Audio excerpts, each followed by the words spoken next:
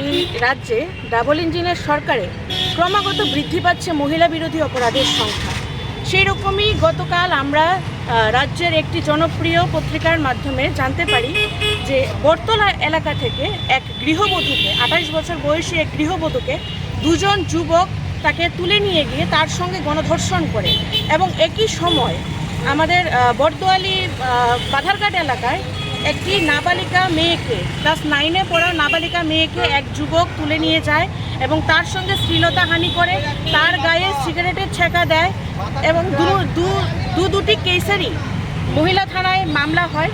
কিন্তু এখন পর্যন্ত অপরাধীদের বিরুদ্ধে কোনো রকম পদক্ষেপ গ্রহণ করেনি পশ্চিম মহিলা থানার পুলিশ এবং রাজ্যের পুলিশ প্রশাসন।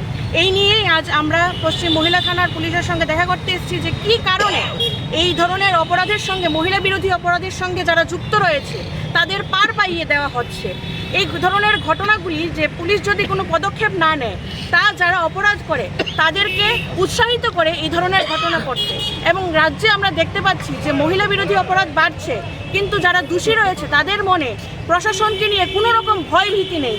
এই ধরনের ঘটনা যেন অতি সত্বর বন্ধ হয় এবং পুলিশ প্রশাসন যেন মহিলা বিরোধী অপরাধীদের কঠোর থেকে কঠোরতর শাস্তির ব্যবস্থা করে, এই দাবি নিয়ে আজ আমরা পশ্চিম মহিলা থানার সঙ্গে কথা বলতে এসেছি।